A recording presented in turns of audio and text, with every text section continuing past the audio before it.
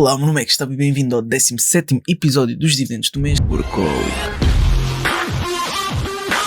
Neste momento estou a receber em média cerca de $26 por mês, sendo que os meses mais altos são os 29 e os meses mais baixos são 23. No entanto, eu quero equilibrar isto, os meses que eu estou a receber menos, que é março, junho, etc. Eu quero adquirir algo que consiga subir um pouco isto de forma a estar mais equilibrado com fevereiro, abril, etc. Fui primeiramente ver aqui ao dividendstock.cash para ver quais seriam as opções mais indicadas que, segundo estes filtros, que pagasse no próximo mês, ou seja, pagasse já a partir de março, porque se pagasse a partir de março e distribuísse trimestralmente, então seria março, seria junho, seria setembro, etc. Depois teria que ser um dividend yield superior a 3% e pagasse pelo menos trimestralmente. Tivemos aqui algumas opções, como isto não é uma série de REITs, então os REITs são completamente excluídos, que aqui como está ordenado por um maior dividend yield, então aparece primeiro os REITs e depois aparece as outras empresas. No entanto, eu estive aqui à procura e dentro destas opções disponíveis não houve nada que me pareceu que fosse mais indicado. Eu fui utilizar o meu fecheiro. O meu fecheiro mostra as várias que são Dividend King, que também são Dividend Aristocratas, que têm um bom dividend yield, quando é que pagam,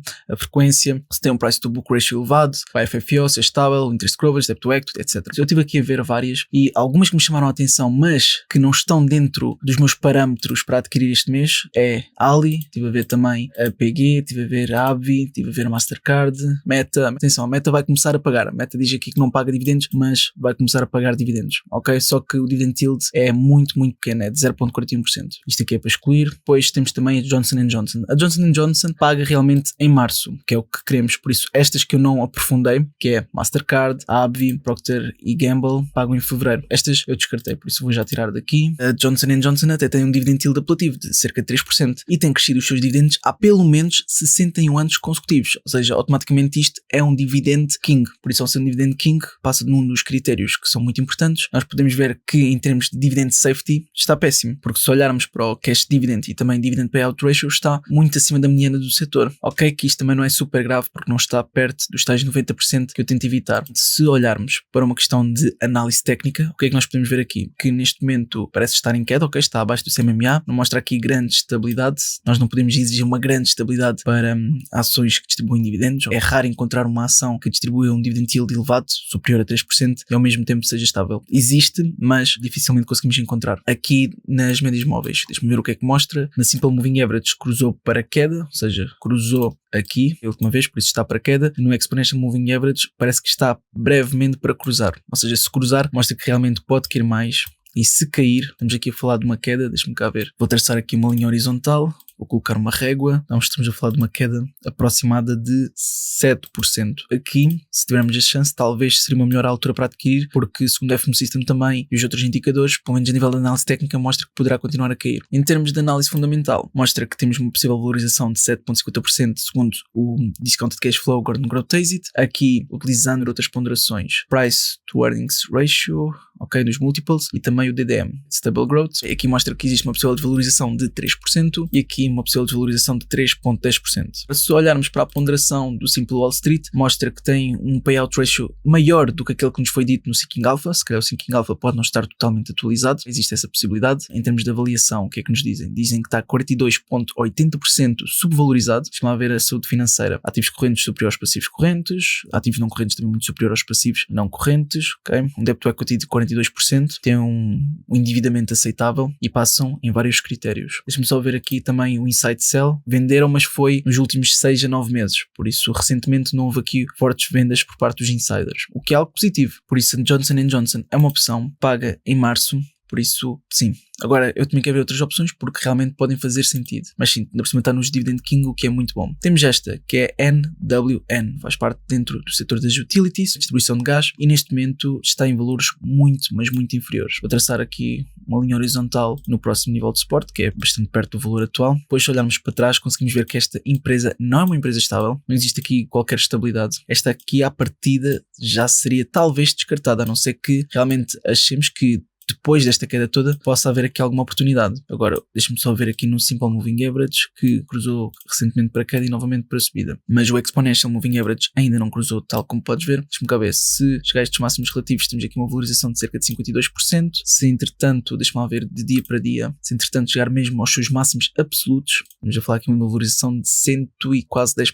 É uma grande valorização, sem dúvida, mas pelo que os dados mostram, ela não tende a chegar aos seus máximos absolutos. Vamos lá ver aqui o que é que nos dizem que tem um dividend yield de 5,41%, tem crescido os seus dividendos há pelo menos 24 anos consecutivos, mas olha, paga em fevereiro, não é em março. Mas há aqui uma coisa que está errada, porque aqui diz que paga há 24 anos consecutivos e a verdade é que, se formos ver, faz parte dos Dividend Kings, ou seja, até aqui as notícias no Yahoo Finance diz que vai pagar há 28 anos consecutivos. Por isso o Seeking Alpha não está atualizado. Pelo menos algumas informações. Eu, para só verificar esta parte, até fui ver dentro da lista dos Dividend King se a mesma estava e a mesma está aqui. Mas o problema desta empresa, para além a nível de análise técnica, tem um dividend yield bastante apelativo, isso é sem dúvida, mas segundo o DCF mostra que existe uma possível desvalorização de 15%. Depois o Stable Growth também diz que existe uma possível desvalorização de 13,7%. Depois só o Price to Sales é que existe aqui uma valorização de 4,70%, mas é o máximo. Se virmos, mesmo em termos de avaliação, mostra que existe, pelo menos segundo o Simple Wall Street, uma possível valorização de 33,34%. Agora, o problema do Simple Wall Street é que é sempre muito bonzinho a calcular e a fazer a avaliação das empresas e por isso, pronto, é que eu dou menos ponderação destas. De qualquer modo, conseguimos ver que em termos de payout ratio está de 71,4%. Agora, em termos de saúde da empresa, eu acho que esta é a parte mais negativa de todas, porque os ativos correntes são inferiores aos passivos correntes, o que é péssimo, mas pelo menos os ativos não correntes são superiores aos passivos não correntes. Podes ver que eles têm um endividamento superior aos capitais próprios, mas o pior é mesmo a divergência, ou seja, enquanto os capitais próprios parece que estão a descer, aqui no gráfico o endividamento parece que está a subir. Isto é um aspecto muito, mas muito negativo. No Stock Rover também nos dizem que existe uma margem de segurança de menos de 16%. Porquê é que haveríamos de estar a adquirir esta empresa se é apenas para ter um dividend yield de aproximadamente 5-6%? Eu acho que não faz sentido. Se ela tende ainda para desvalorizar mais, então que a mesma desvalorize. Pronto, ainda assim está aqui outro site que eu quero partilhar contigo, que é o Alpha Spread, e aqui dizem que existe uma possível value trap. O que é que isto quer dizer? Quer dizer que, ok, ela está abaixo do seu valor justo, mas nunca chega ao seu valor justo, ou seja, não houve nenhuma altura em que realmente foi feito o cálculo de valor justo em que a empresa conseguisse chegar lá mais tarde ou mais cedo. O que eles querem dizer aqui é que, ok, está abaixo do valor intrínseco, mas possivelmente não vai chegar lá. Pronto, de qualquer modo, no cenário normal está subvalorizado por 45%, no melhor cenário por 61%, no pior cenário diz que é 36%, sendo que não é este o site que eu dou uma maior ponderação para avaliar aqui o valor intrínseco da ação. Em termos de DCF, eles dizem que existe uma possível desvalorização de 15%, sendo que o return on equity continua a diminuir. Por isso, isto são vários dos pontos negativos que quero que tu tenhas cuidado. Aqui diz que existe uma possível valorização de 52,90%. Aliás, até podemos ver em termos de solvência. Por acaso, eu acho que nunca vi uma probabilidade tão elevada neste site. Aqui dizem que existe uma probabilidade de quase 50% desta empresa falir. Eu acho que estão a exagerar, não é? Eu penso que sim, mas de qualquer modo, isto é mesmo muito mau. Esta empresa provavelmente vou descartar, não existe quaisquer notícias relevantes que queira partilhar. Em termos de desempenho, este site diz que está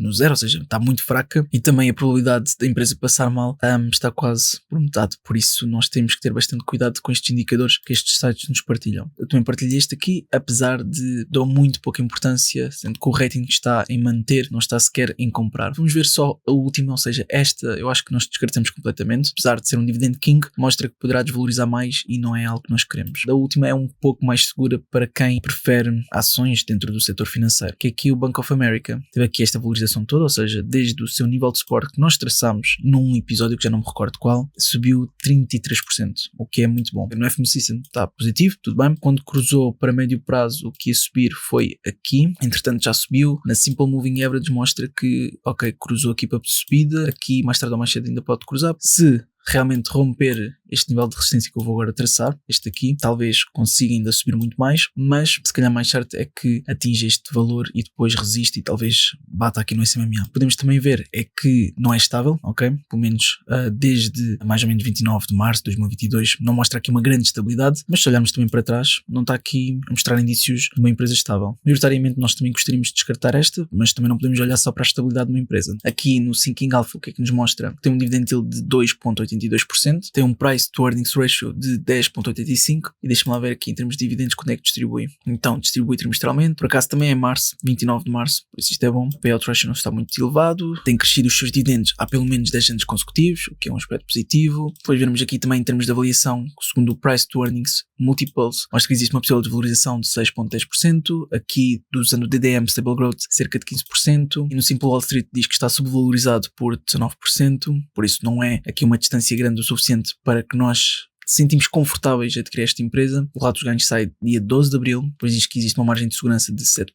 Eles utilizam o Enterprise Value to Sales como referência para calcular o Fair Value, e aqui diz que também pode ser uma Possible Value Trap, ou seja, ok, está abaixo do valor justo, no entanto, normalmente esta empresa nunca consegue atingir o valor intrínseco, por isso é um aspecto negativo. Mas em termos de DCF, eles calculam e dizem que tem uma possível margem para subir 40%, que é muito inferior comparativamente à empresa que vimos anteriormente. A probabilidade desta empresa passar por grandes dificuldades é pequena, e depois dizem que é uma compra moderada segundo o que os analistas classificam, por assim dizer. No entanto, talvez para pessoas que gostam do setor financeiro e que se sintam mais seguras, talvez o Bank of America seja uma boa opção. Eu, honestamente, dentro daquelas que eu vi, acho que a melhor opção para mim vai ser a Johnson & Johnson, ok? Se também quiseres partilhar ações para dividendos, então está à vontade. Eu vou ver com cuidado, porque realmente aquilo que tu podes sugerir pode ser uma boa opção. É uma questão de eu ver se faz sentido ou não e depois partilhar o meu estudo. Sim, eu vou adquirir a Johnson & Johnson, vou utilizar a Trading Tone 2, que tenho que voltar a iniciar a sessão, e agora vou aqui à minha lateral esquerda, na lupa, e vou procurar por Johnson & Johnson. Então é JNJ. Atenção que também é um Dividend King, nós podemos ver isto no Thinking Alpha,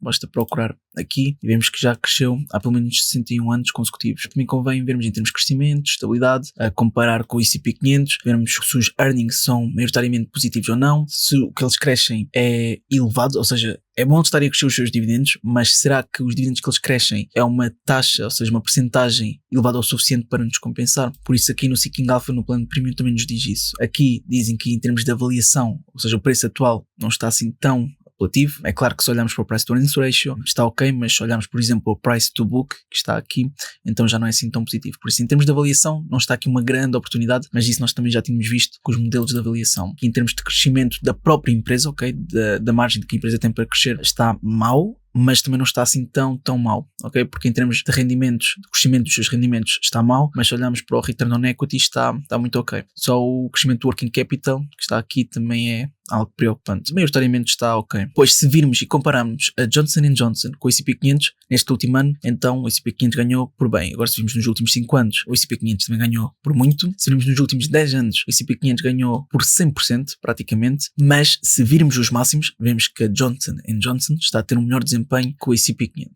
Mais informações relevantes que nós queremos saber. Ok, maioritariamente tem sempre superado no que toca no Earnings Per Share, que é algo positivo, e quando falamos também de rendimento de year over year, também não está mal. Por isso será expectável, ok, acho que existe uma maior probabilidade, segundo as informações que temos aqui, que eles também no próximo relato consiga ser superior ao esperado. Eu só vou ver aqui no Earnings Whisper muito rapidamente quando é que vai ser. Ok, vai ser dia 23 de Abril, ainda não está confirmado, mas dá margem suficiente para que ela talvez possa crescer até lá. Pronto, aqui é relativamente ao crescimento dos seus dividendos, e se compararmos com a mediana do setor, então até que está muito ok. Está aceitável, não está algo extraordinário, mas comparativamente à mediana do setor está ok. Pois só para acabar, também temos aqui a segurança dos dividendos, mas isso é algo que já tínhamos visto. Os aspectos mais negativos é tudo o que toca na parte do payout ratio, mas mesmo assim, okay, em termos de margem de resultado líquido e também se olharmos para o interest coverage, está mesmo muito bom, ok? Especialmente o interest coverage. Eu também vou ver esta empresa nestes sites, por isso, no Alpha Spread, num cenário normal diz que está subvalorizado por 7%, não há aqui nada muito negativo que chama a atenção. No pior cenário diz que está subvalorizado por 16% e num cenário melhor, mais positivo, diz que está subvalorizado por 36%.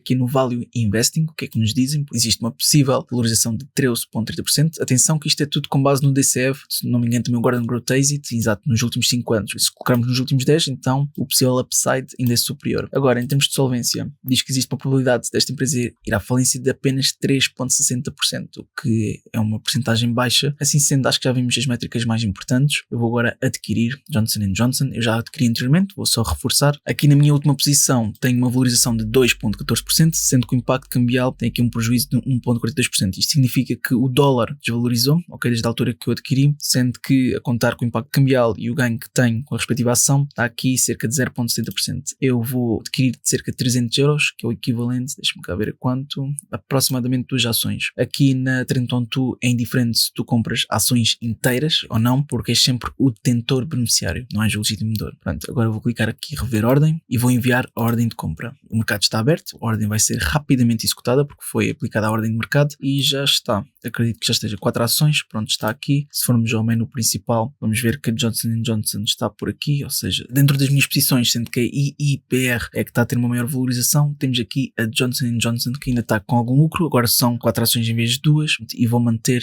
assim. Caso também queiras utilizar esta plataforma, podes criar uma conta normalmente, depois de validares a tua conta aqui no canto superior direito, há aqui uma opção que é utilizar o código promocional e se colocares 100 token, ok, exatamente como está aqui, então tu podes ganhar uma ação gratuita fracionada até 100 euros. Eu coloco aqui aplicar código e tenho apenas 10 dias porque é necessário depositar pelo menos 10 euros. Ou seja, se for 10 euros ou mais, permite ganhar uma ação gratuita fracionada até 100 euros. Demora até 3 dias úteis até receberes essa tal ação. É sempre algo que nós ganhamos gratuitamente. Falta-me apenas colocar aqui. Vou aqui a Dashboard, depois vou aqui a Add Holding e agora eu quero para a Workaholic. Por isso o ticker é JNJ, o número de ações foi 2, 156.92, é como está aqui, sim. Add Holding, aqui no portfólio Workaholic o dividend yield baixou um pouco porque a média estava mais alta. Agora, tal como podes ver, os dividendos que estão a ser distribuídos mensalmente está mais equilibrado. Estes dois está praticamente iguais. O único que está mais elevado é então abril, julho, outubro, janeiro, mas no próximo mês já não vou ter este problema porque qualquer um destes meses é aceitável. Para mim estão praticamente a distribuir o mesmo. Por isso é tudo por este vídeo, eu espero que tenha sido útil. Se foi, não te esqueças de colocar um gosto para apoiar e até uma próxima.